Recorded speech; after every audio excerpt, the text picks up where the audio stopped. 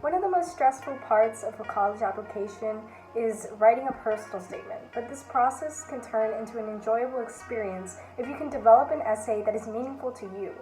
In this video, I am providing strategies for developing and writing a good personal statement, and I'll include some examples of personal statements written by the class of 2020. So first off, what is a personal statement? A personal statement is an essay you would upload to the Common Application. All the schools you apply to on the Common Application will receive this essay, and it's about 650 words maximum, and there are 7 prompts to choose from every year. Here are the prompts given in 2019-2020, and by the way, they're usually very similar each year. So the first one, it says, some students have a background, identity, interest, or talent that is so meaningful they believe their application would be incomplete without it. If this sounds like you, please share your story. 2. The lessons we take from obstacles we encounter can be fundamental to later success. Recount a time when you faced a challenge, setback, or failure. How did it affect you, and what did you learn from this experience? 3. Reflect on a time when you questioned or challenged a belief or idea. What prompted your thinking? What was the outcome? 4. Describe a problem you solved or a problem you'd like to solve. It can be an intellectual challenge, a research query, an ethical dilemma, anything that is of personal importance, no matter the scale. Explain its significance to you and what steps you took or could be taken to identify a solution. 5. Discuss an accomplishment, event, or realization that sparked a period of personal growth and new understanding of yourself or others. 6. Describe a topic, idea, or concept you find so engaging that it makes you lose all track of time. Why does it captivate you? What or who do you turn to when you want to learn more? And finally, 7. Share an essay on any topic of your choice. It can be one you've already written, one that responds to a different prompt, or one of your own design. So that 7th prompt is special because it gives you the ability to make your personal statement about anything if you decided you don't like the other 6 prompts. When in doubt, go for prompt 7 because even if you technically answer a different prompt but upload it as prompt 7, you won't get penalized because 7 is not a specific question. The main reason these prompts are put there in the first place is just to give students some idea starters on what to write about anyway. So none of the prompts are valued more than the other. You literally just need to choose the one that fits you the best personally. And the purpose of these prompts and like just a personal statement in general is to know what kind of person you are, your values, etc. So what's your story? Everybody has a story, and don't doubt yourself on that. Like, your personal statement does not have to be the most unique or sad essay. It can be about something really simple about you. It doesn't have to be your entire life story either. And the most important thing is to be genuine. Admission representatives will be able to tell if you don't care about your writing. Again, they are not here to judge your story. They use this essay to have an idea of who you are and what you care about. So try to have fun with it. I remember one guy who got into MIT wrote his personal statements about how he loves to dance to Beyonce. And then there was a plot twist. His teacher wrote him a letter of recommendation notifying admissions that he was actually homeless. And this shows how this guy was able to be a positive and humble person even when he was experiencing serious issues. So who are you? Let's start with some brainstorming. So here are some questions to consider. What is your most important value? What are the 3 most important events that have happened in your life? What does your culture mean to you? What is something that seems trivial to others but significant to you? What's something about you that's borderline weird in a good way? Decide on what you want to write about, something that you won't be bored of thinking about after 2 weeks, something that you are willing to revise, not just edit in the coming months.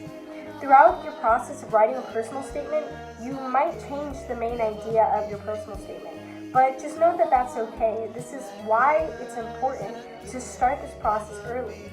You want to give yourself time to really reflect on your writing and feel satisfied with it.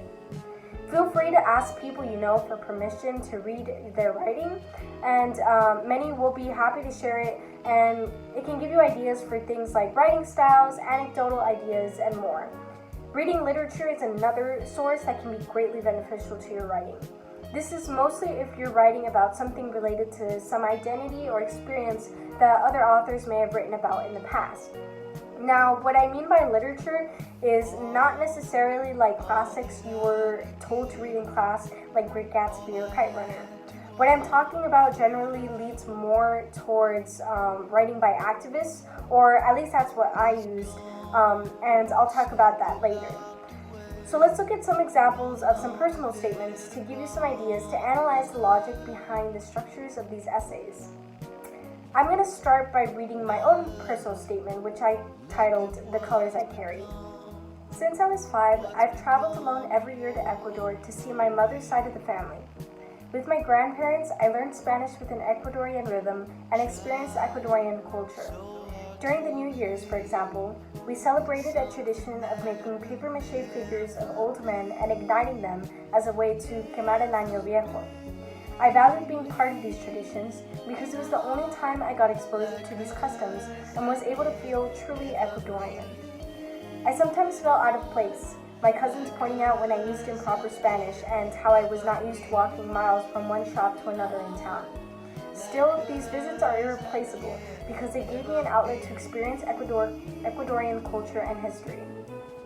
To add to my cultural experiences, at age 7, I discovered another part of my identity, my Belizean heritage. My father's side of the family lived in Belize, and he'd married and divorced prior to moving to the US. As a result, I had 3 half-siblings, including an engaged sister. That spring, I visited Belize, where my sister was marrying, one of my brothers was getting ready for college, and my other brother was leaving to compete in international volleyball tournaments. Feeling part of my father's side of the family was wonderful, yet difficult. Months before the trip, I had begged him to teach me Creole, to better understand people there, but he refused, calling it broken English, saying I'd be looked down upon at school for having bad speaking habits. So I went to Belize with almost no Creole, and it was frustrating and confusing and distressing. I felt disconnected. My family tried talking to me, but the Creole was too fast and the Caribbean accents too heavy, so I just nodded and pretended I knew what they said, so the constant question, what, wouldn't get so annoying. Throughout middle school, I gradually recognized my unique identity within Latinx communities in Los Angeles. At times, this made me feel isolated from other Hispanics. My classmates called me uncivilized when I talked about eating cuy in Ecuador as a traditional dish, weird for using Spanish vocabulary like canguil instead of palomitas, and when acknowledging my nationality became too much work for someone, brown became a sufficient enough label. As a Latina in a predominantly Mexican part of Los Angeles, assumptions that I was Mexican frequently resulted in awkward apologies for not relating to what I saw as a common culture everyone else seemed to be a part of. For the longest time, I'd accepted I'd always be the only Ecuadorian or Belizean at my school. At the same time, I questioned how much of me I considered Ecuadorian or Belizean or American. How was I supposed to concisely identify as an Ecuadorian Belizean American? Did my inability to speak Creole make me less Belizean? How many more times did I have to prove I was Ecuadorian? It was through books that I finally came to terms with my identity, and I could stop feeling so out of place within my own cultures. This bridge called my back, writings by radical women of color, was especially formative in my change. Its anthology of essays about cultural struggles made me feel more accepted by my Latinx community. I still felt like my background was outside the norm, but rather than be self-conscious, I decided to embrace it and share my stories. I'm proud to be a Hispanic Caribbean woman. I'm proud of my multifaceted heritage. Throughout my life, I've had to balance multiple parts of my identity, and at times it felt impossible to be more than 1/3 of myself. But now I see that my identity was never meant to be split into 3 parts. It's a rich blend of multicolored paint, and I'm proud to display my portrait. So, as you can see, I centered my personal statement around my identity and how it has impacted the way I perceive the world. I personally prefer a chronological story structure, but that aspect is completely up to you and will depend on what you're writing about. I want you to notice that I almost didn't even talk about school or what I plan to major in. A lot of people have a misconception that your personal statement has to mention everything about your life, dark secrets and resumes included. That's not necessarily the case. From what I've seen, focusing on one part of your life results in much clearer and more efficient essays because you aren't scrambling to elaborate on everything you talk about. If you really want to mention some other things about you and how you're amazing at debate or volunteer at this one place, don't worry. You will have plenty of space to mention these things in supplemental essays and letters of recommendation. Something I wanted to mention briefly was my use of literature. Towards the end of my essay, I talked about how the book, This Bridge Called My Back, writings by radical women of color, was an important part of my journey to self-acceptance. For context, this book was a collection of essays and poems by women of color living in the United States who wrote about problems they faced growing up because of their background. For many, that struggle was being mixed and discriminated against for not conforming to one of their cultures. The main focus of this literature is kind of related to who I am according to my personal statement. I didn't really use the book to prove my point since I talked about it very briefly in the essay itself, but reading these works influenced the majority of my writing and who I actually am. And the representatives can kind of see that through, even if it's very brief. And this can apply to many types of identity, gender, sexual, race, any identity. So I encourage you to research authors who have written about an aspect of your identity. So next, we're going to be reading a personal statement by a friend who we'll call Student 2.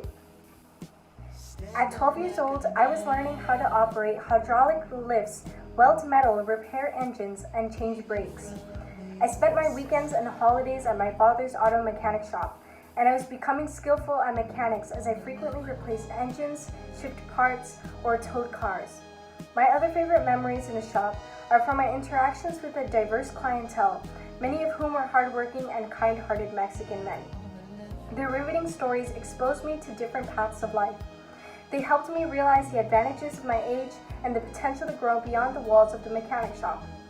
Though my dad's shop remains a pivotal role in my academic and career trajectory, I want to do more than just replacing transmissions, engines, and alternators. Conducting vehicular maintenance, changing brakes, oil, filters, tires, and AC was becoming too monotonous. I also grew tiresome of upholding my family's expectations to work in the mechanic shop. Undoubtedly, the experiences I had there were responsible for my passion to think beyond the immediate and the familiar. It was, therefore, no surprise that I started exploring opportunities to learn more about the science of mechanical engineering. Despite my sophisticated technical skills, I was a C-average student in middle school.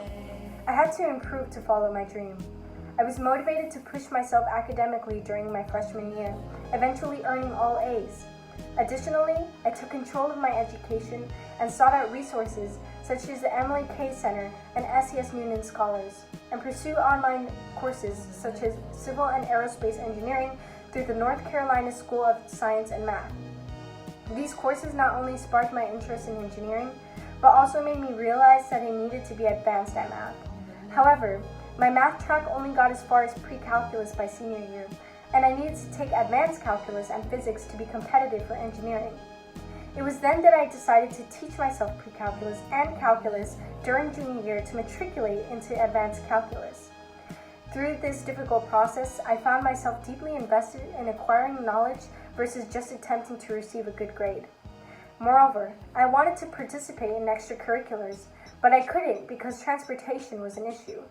I therefore used my experience in the mechanic shop to salvage a Hyundai Accent. It was a wrecked vehicle with fenders bent and no hood or grille. I redid the engine, replaced the head gasket, timing belt, brakes, oil, and tires. I also got a new front frame and fenders, hood, and grille. To complicate matters more, I had to learn how to drive a manual transmission car, and school became more demanding with less time available to work at my dad's shop. This shift in priority caused tension in my family.